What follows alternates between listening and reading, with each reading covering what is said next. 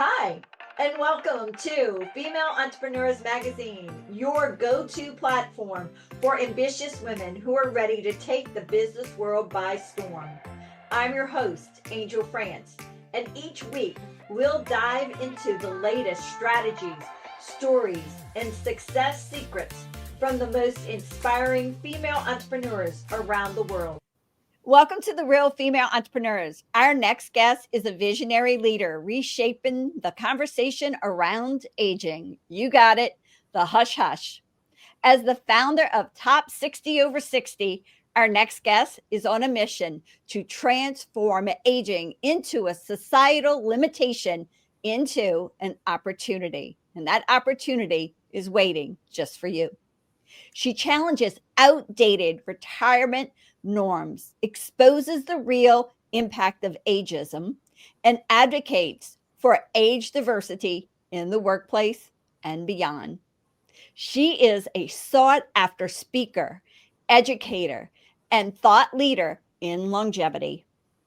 You know what? She's been featured on podcasts, radio, TV, and major publications. Her recent TEDx talk surpassed 100,000 views in just 1 month, proving the world is ready for a narrative that is way beyond aging.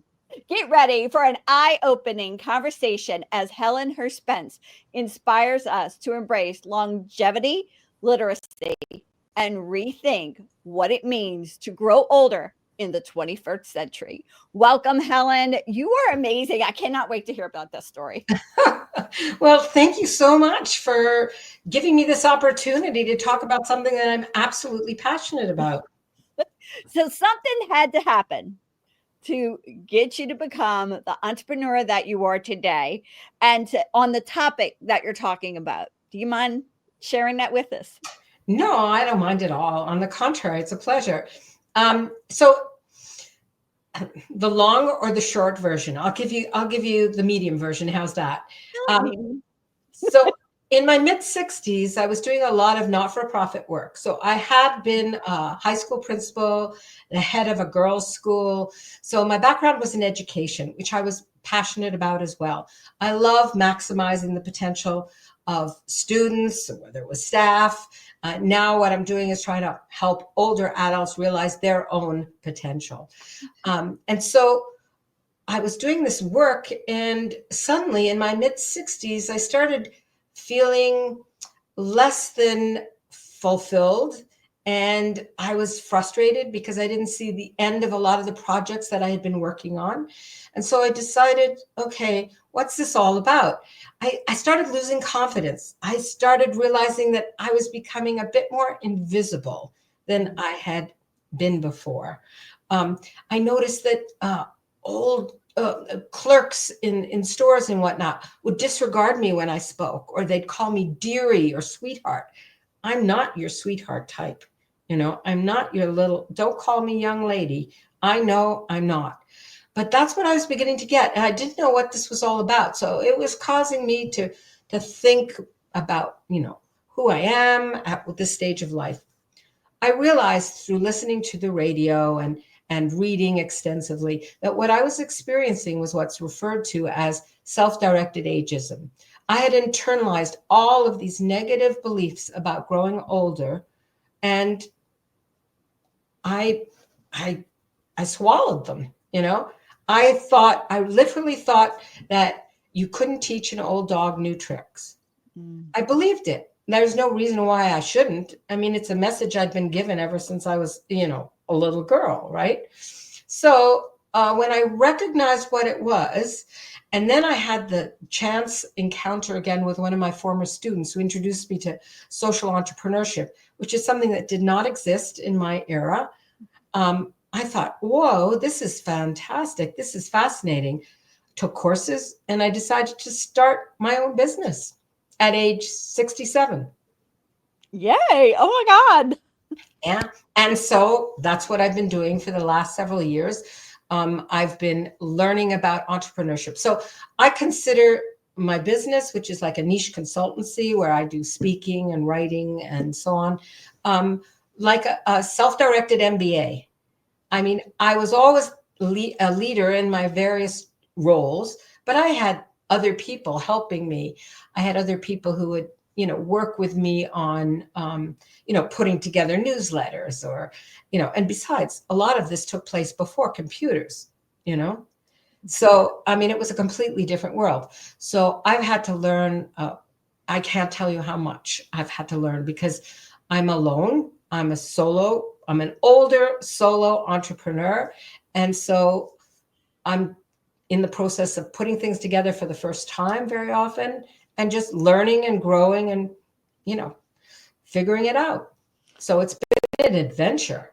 I mean, just learning social media by yourself in every aspect, and as many social media platforms there are, I mean, it's a whirlwind. I mean, even the 20-year-olds, I mean, they're like, when you go to school for social media now, they go, oh, you just take one platform and you play with that one platform and learn it. They know deep down that it's hard. It is hard. Why they're telling them that. Unfortunately, as a solo entrepreneur, we need to find out where our jam's coming from. Exactly. It's interesting you should mention that because first of all, one of the most difficult things I had to do is to learn to speak about myself. I mean, my generation was taught you don't brag or talk about yourself. You role model what it is you believe. Those are your values, right? So it took me about a year and a half before I could put anything out publicly. I was so sure that this was not for me. I couldn't do it. But then I realized I had to do it. If I have a message and I wanted to get out there. And so everything that I've done has been organic. I've never paid for any advertising. My followers follow me. I have, thousands of connections, lots of readers. Great.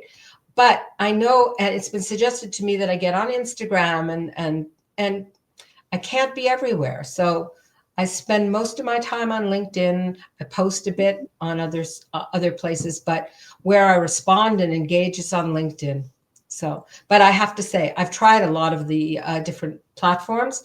I can see the benefits and I see other people benefiting from that. I have to stop somewhere. And so I'm learning. It's a learning curve. Yeah, I'm learning. And I mean, social media is great. I struggle with social media and I can do it. It's just, I struggle with it because there's just so many platforms and so many places people can find us in those venues and figuring it out and everything, direct messaging to private messaging to, actually just doing a post. I know. And for a post, you need to have an understanding of, let's say, MailChimp or what do I use now? What's it called? Can't remember. One of those where you can post multiple posts. Okay. You're looking at automation platform. Yeah. I mean, there's so many things to learn and it just slipped my mind what it's called. And it just makes me so angry when I can't remember. It's right there in front of me. We know what it is. We understand. It's that multi place that you can Buffer. It's Buffer. You use Buffer right now? Okay. Yeah, I switched to Buffer, but I was on another platform, but it was more costly. So, but that's what I'm saying. Everything has to be analyzed and to see where you can maximize the output. So that's where I am. And I love the fact you brought up of the getting out there and actually doing a video. That is one of the hardest things for the age group of women, especially 45 to beyond, because what do we always tell? Don't toot your own horn. Exactly. Right. Yeah. I mean, it's not called bragging anymore. It's not the same, but I do find it really, really challenging to speak about myself. So I am thrilled that you mentioned that my TEDx talk, which was a major undertaking. I mean, people probably don't realize, but you have no slides, you have no confidence monitor, you have nothing. It's pure memory. So I challenged myself last year and I did it, and it was released in July and I had over 100,000 views. And that was a confidence booster, I can tell you. Yeah, I mean, that right there just shows that what you're doing is just a need. It's definitely necessary, and especially for older women or women. And more significantly, I want you to know, Angel, that I really think it's an important message that young people learn that despite what they may think, if they're lucky, they will age too. And aging is just, living. And we have to stop thinking about it in terms of a negative bias. It's not about frailty. It's not about fragility. It's not about vulnerability. On the contrary, it's about strength. It's about growth. It's about opportunity. It's the best thing that can happen to us is to get to a point in life, and it usually hits around age 60, where we shed all of those societal expectations and become authentic. Excuse me. Who we are, who we truly are. And that's it. And I mean, I tell everybody my age all the time. Yes, I just turned 61. I am happy to be it. I am excited. Go ahead. Yeah, no, I do too. I'm 75 now. I'll be 76 in the summer. And I'm proud to be able to say it, because I've gotten over all of that negative bias. I don't need to be shamed about growing older. I see it as a privilege and an honor, because you have so much more wisdom. Life experience can't be replaced with anything. Yeah. And I think we spoke about this right before we started recording, that I wanted to do this for over 20 years. Yeah. And you said the same thing. Yeah. Mm-hmm. And I did. And it's keeps evolving too, what I want to do and what I want to accomplish. But really, I want everybody to understand that every generation has a tremendous value. And what we really need to do is stop denigrating other generations, stop putting down younger people or older people or whatever. Listen to them, talk to one another. The only way we're going to overcome ageism, and ageism is an epidemic. I don't know if you're familiar with the World Health Organization report on global report on ageism. It says that 1 out of 2 persons worldwide is prejudiced against older people. I mean, ageism exists as well against younger people, especially young women who are told, oh, you're too young to do that, or, you haven't had enough experience. But it's predominantly against older people. And then we have gendered ageism, which combines sexism with ageism and combines to undermine older women, which is one of the reasons. So the beauty industry has done so much to undermine women aging by putting out all of these anti-aging products. In other words, by saying anti-aging, there's talking about death, Yeah. And we should be putting out pro-aging products, because you're not going to stop aging. It's going to happen. Things are going to change. And if we could accept that better, the beauty industry wouldn't be doing as well as it is. It's a $64 billion industry annually in the United States alone. Major. If we, look at what happened during COVID, many of us went gray. Mm-hmm. Prior to that, I had black hair. It was browner. But I mean, thanks to COVID, I saw the light everywhere. Well, I've been blessed. I mean, I've had red hair, but I'm waiting for the day they say once you go gray, you're going to go like this gorgeous silver gray. So I'm waiting for it. You're lucky. That's wonderful. But I mean, it shouldn't matter. Women, and I've seen, a trend now for younger women accepting the gray and going gray, and they're beautiful. It's absolutely beautiful, the color. They are. And I'm going to go back a minute about what you said about age. Yeah. Okay. So, and about every generation. Mm-hmm. I love what you said, because every generation can impact us and help us along the way. Absolutely. Yeah. So like, do I understand social media? Yeah. Do I want to take the time to do social media 100%? Mm-hmm. No, but do I do the back end of it and the messages and stuff? Yes. However, I use those 20-year-olds to do my social media for me, guys, Good. because they are savvy. They love that. They're good at it.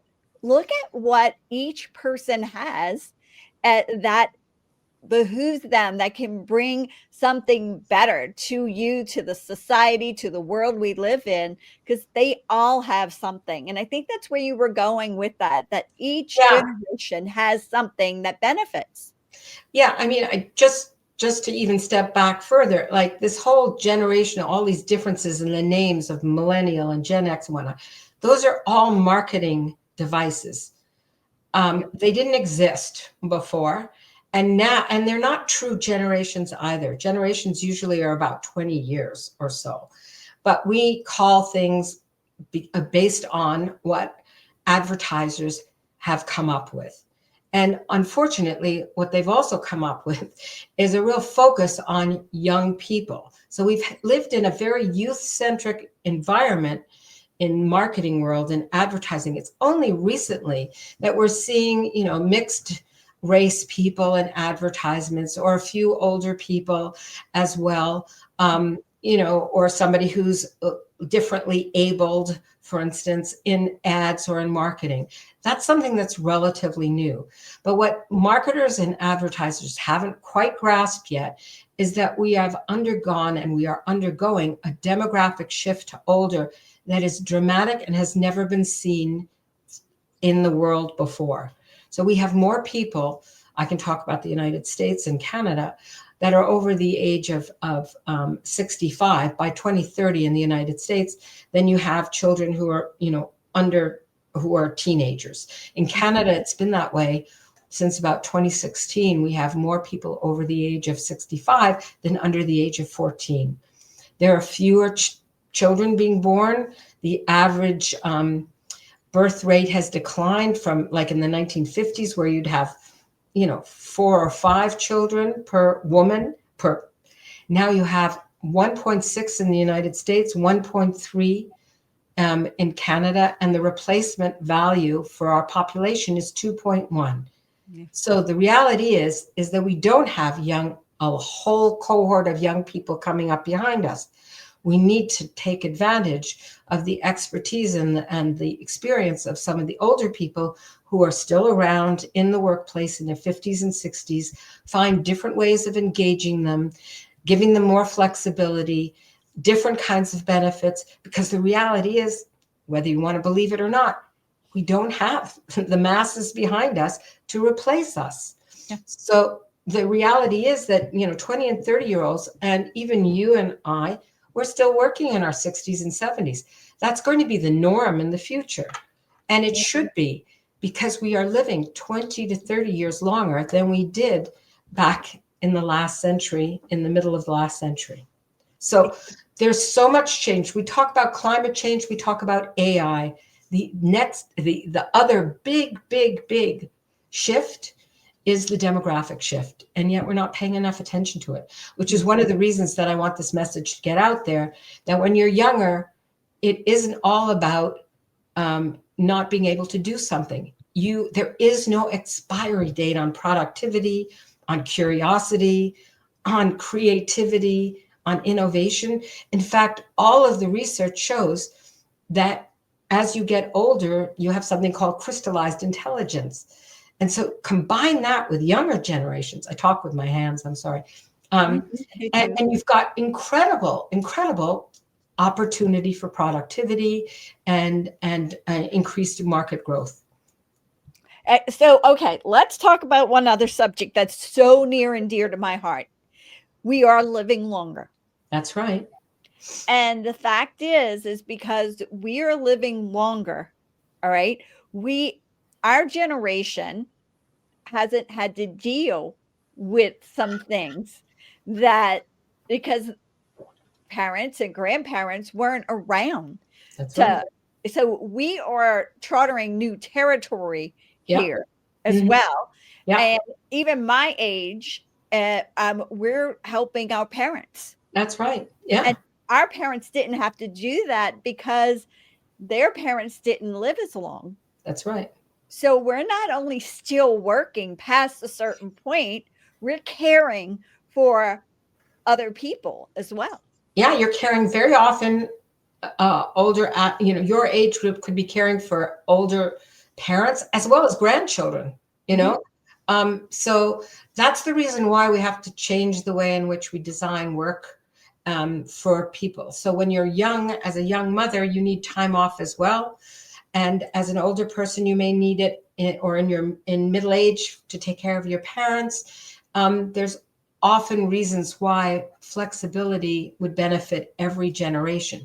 The truth of the matter is we have a hell of a lot more in common with our counterparts who are younger and older than we may think.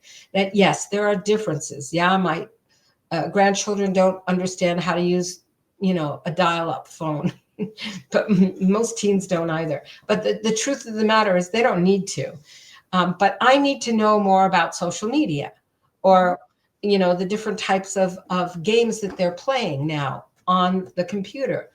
I just want to say that some of the most significant changes or transformation in my life have occurred thanks to students of mine who encouraged me, recognizing that I had the guts to do something different.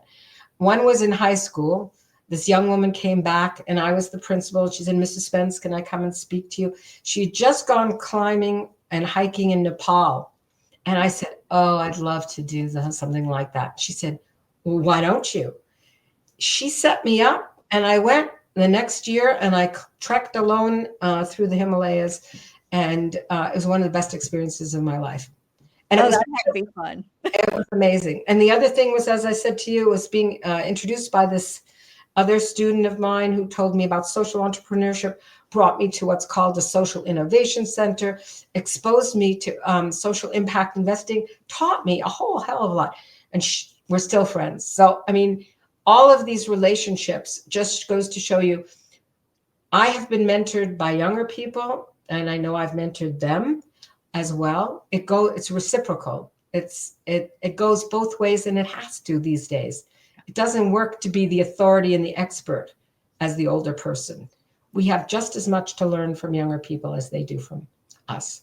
Yep. So you were talking a minute ago about how we take care of the different generations, even and those. How do you feel that we're balancing them, or is there not a balance? I don't believe in work-life balance, frankly. It's always been unbalanced. You just take, you make the priority, you choose priorities based on what you're able to do at the time. I remember, so my husband was one of the first men to stay at home with our kids when he got parental leave with the Canadian government. This is in the 1980s, I want you to know. So I was able to pursue my career in a way that I probably wouldn't have been able to had I had to juggle the same way, full teaching load, principling, and so on.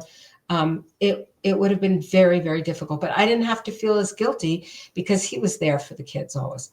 I'm the one who missed out on some of those years. And now I have a chance to see it again with my grandchildren.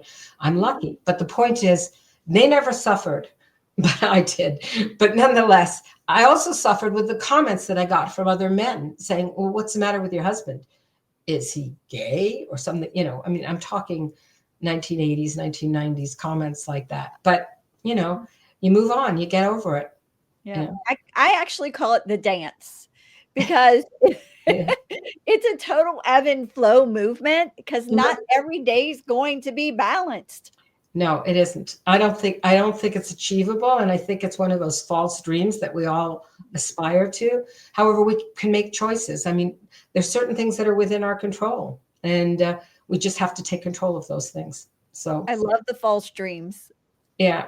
I think we've been, that's the other thing I would say is I was in a big hurry, but I want younger people to understand they don't need to be in such a hurry. They are going to live so much longer, thanks to medical advances, technology, vaccines, the type of care we have today. There are all sorts of reasons why we can live longer, which also means that our careers, as I had mine, which was dedicated to education in one industry, is not going to be the norm anymore. Most of those kinds of jobs don't even exist. We used to have commitment on the part of employers to employees. That doesn't exist anymore. No. Employees were also very, very loyal to their employers. We can't expect that of young people today because they don't have the same kind of commitment in return. So there are things that are changing. So I like to refer to it as portfolio careers. Young people need to realize that they can stop and take like a gap year or a sabbatical in their 40s, go back to school, learn something new, do whatever it is that they always wanted to do, but maybe they thought they couldn't do, because we have many different opportunities now through our longer lives. And I believe that in the 60s, 70s, 80s even, they can go back to school. Oh, yeah. But you don't even have to go back to school.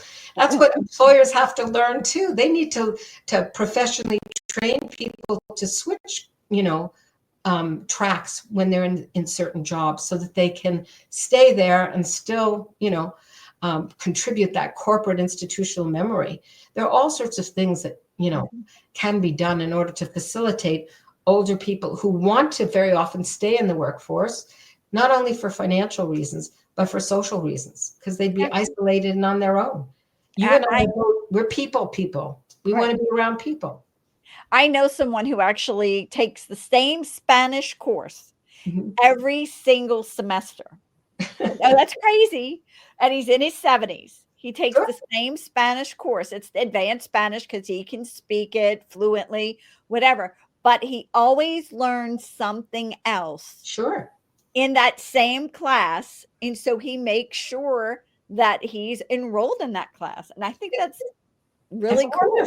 Wonderful. Yeah. But you mentioned retirement in the intro. I just think we need to speak about that briefly, because retirement is a concept that was established in the 1930s when the average lifespan was 62. And so if you lived to 65, you got Social Security, right? That was a reward for living that long. How realistic is that today when our average lifespan here in Canada is, it's about 82, in the United States it's about 78, but it's always creeping up. So 20 extra years and we're still talking about retirement. It's absurd. You wouldn't even want to play golf for 20 or 30 years, My husband would. Oh, would he? Okay. There you go. It works for some people, but a lot of people realize that they need to have a purpose in life. And I mean, the purpose can be, taking their dog for a walk. That works for a lot of people, but for some people it's not enough. So, and the other thing we know about, longevity today is that people need to be socially engaged. And one of the best places to do that is either work or volunteer or, and somehow get involved in hobbies or whatever. Those things are really important as we get older. Or start your own business. What the hell, right? What the hell? Why not? All right. What advice would you have for a woman who is just thinking about starting their own business and they're in their 60s and 70s? Go for it. Go for it and look for support. Look for other people who have either done something similar or are doing something similar or want to join forces, because it's a lot of work to figure out by yourself. So I would say, you could do it by yourself, but if you can engage others to work with you, it might be a little bit easier. But I'd say by all means, do it. Try it and fail. I can't tell you how many times I've switched gears. It's scary. I'm the queen of failing forward. You have a rival right here. Yeah. And I mean, I believe what you're saying is for all generations. Absolutely. Do it. Mm-hmm. Do it. And it isn't for everybody. Entrepreneurship is not for everybody. I really think you need a lot of courage. You need to be resilient. You need to be able to take a lot of negative feedback and still go forward. And, you have to be a risk taker. I think of myself as being a calculated risk taker, but I'm also privileged because I'm not depending entirely on this as my only means of survival. Right. And that's the financial piece is big. You need to consider that seriously. and make sure you've got what you need in order to make a go of it. 100%. And knowing what you've learned so far in business, okay, not in your regular principal teaching job, but just in business, would you go back and tell your 18-year-old self? You know, what would I tell myself? Your 18-year-old self. I'd say, you know what I'd tell myself? Say, don't be so impatient. Take your time. I'm impatient. I've always been. I always want results. I always want to be healthy tomorrow. I want, you know, I'm keen. And I also, the other thing I tell myself is, don't pile too much on your plate at the same time. Yeah. Move slowly. Yeah. I want it now too. So I understand. Yeah, I do. Yeah. I mean, it's one of my major flaws. Me too. All right. What's one key strategy that has helped you advance your career? Like, what is something you've done? It's a good question. I think I've always just looked ahead, looked forward, been optimistic, hopeful. That's the way I feel about aging too. And that's what I want other people to understand, that it's the prime time in your life. It's not what you've been told, perhaps, you know? So look forward, see what the possibilities are, take advantage of the opportunities. That's what I've always done. And make sure that you network with people who can help you. Yeah. So the networking key is so important, and the fact of looking forward. So my brain just automatically works like this. I'm just going to put an age on it. I go to 105 and I work backwards. So I have this much time. What could I actually accomplish? Right. That is where my brain goes. Oh, I know what I want to accomplish in the next little while. Okay, tell us. Oh, okay. Well, I started out with the concept of top 60 over 60, and I trademarked it. I wanted to host an event that showcased the contributions and the value of older adults over 60. And that's what I want to do. I want to find somebody who will put it together with me, sponsor it, so that I think the time is absolutely perfect now. I was a bit ahead of my time in the 2000 teens. Nobody was thinking about older, getting older, but now's the right time. And I think it would be inspiring for young people to see pictures and stories of people who have done incredible things. I'm looking at the extraordinary, ordinary individual. I am not looking at the richest, the best, artist, nothing. I'm looking at the person who's made a difference in not only their own lives, but beyond, as role models for young people. Oh, that's amazing. I think that would be really good. So if you know anybody who wants to invest, it doesn't have to cost a lot, but it'll take some time to put it together. And I wanted paired, that means we could have podcasts about it. We could have articles in newspapers. We could have a documentary. There are all sorts of opportunities as spin-offs, but all of these, banks and insurance companies, they all should start, pharmaceuticals should start recognizing it's called the longevity economy. We need to invest in the longevity economy, which are all of those products and services that we are going to need now and in the future to accommodate a much older population. So I love that for your future plans. Do you have any other future plans and goals? Yeah, I'm in the process of writing a book about the entrepreneurial mindset for older adults, and it's being edited. So I hope it'll come out later this year. That's exciting. That is really exciting. It is. Yeah. You have to let us know when it comes out so we can put it, because we're going to end up having a book area for just our people who have been featured inside. Yeah. It's going to be amazing. That would be great. Yeah. If you had a superpower for just one day, what would it be? I guess it would be to divine the future. Wow. I think I talk about growing older. It would be nice to know that I can do all the things I want to do still, you know. Definitely. So what's one fun fact about you that not a lot of people know about? Well, I mentioned about climbing mountains, right? I summited Kilimanjaro. I went off alone to Bhutan and to India and to the Himalayas and worked and stayed there for about 2 months. That was cool. I mean, you've done cool things. I have. But so here's the cool fact. I speak 4 languages fluently. But people know that about me. So that's not so much fun. But I can listen in on conversations when people don't realize that I understand what they're talking about. That would be cool. Yeah. So wait. Okay. So that is one of my goals, is to learn multiple languages. So how did you go about doing that? My parents were European. Okay. So and for their survival, no, they never spoke anything but English.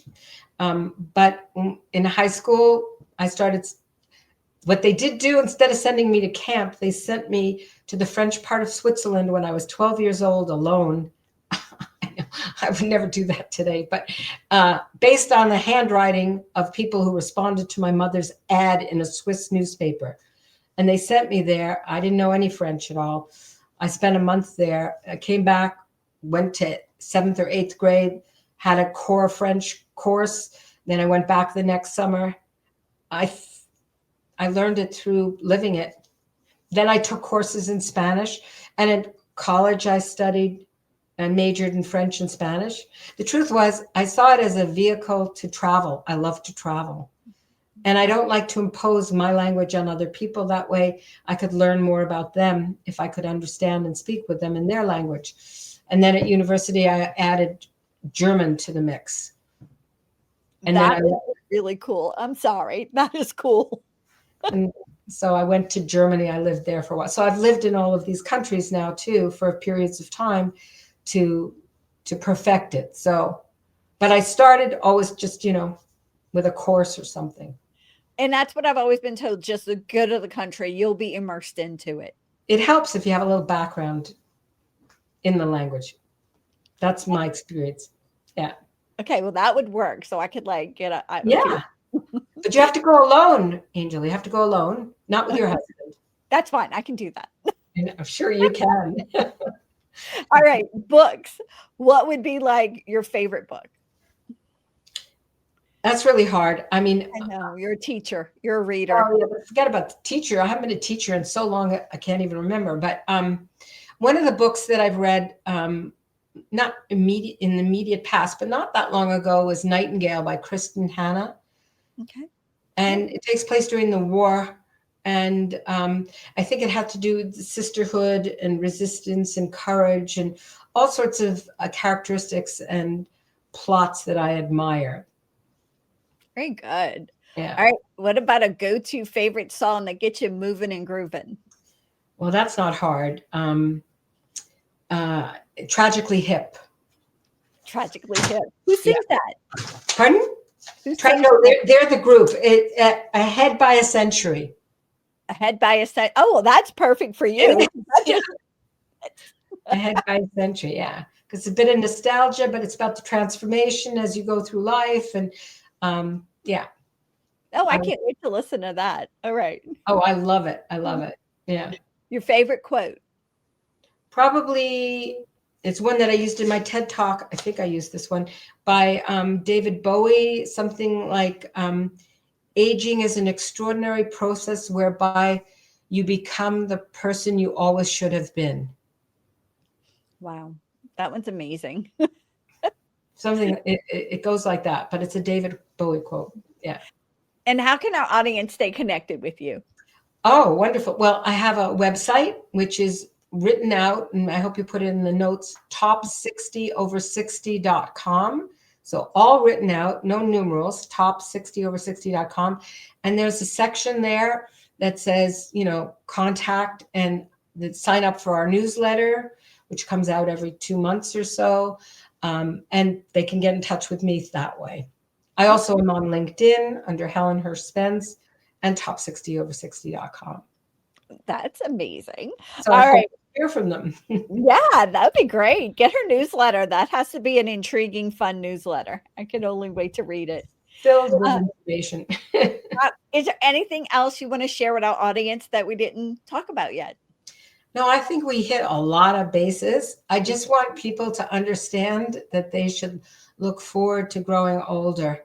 And growing is the important part of that. You're not just getting older. You need to grow. You need to be transformed as you age. You need to continue to learn, take advantage of opportunities, step outside your comfort zone, do new things.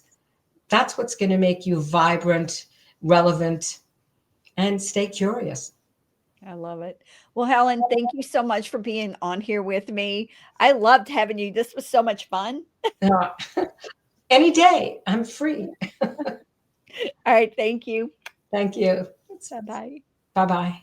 Thank you so much for tuning in to this episode of Female Entrepreneurs Magazine.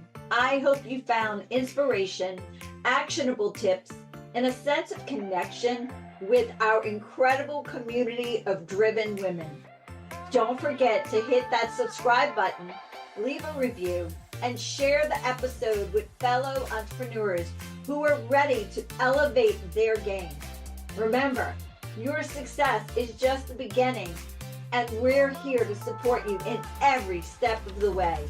Until next time, keep shining, keep thriving, and remember, you have the power to create the business and life of your dreams. Stay inspired, and I'll see you in the next episode. Bye.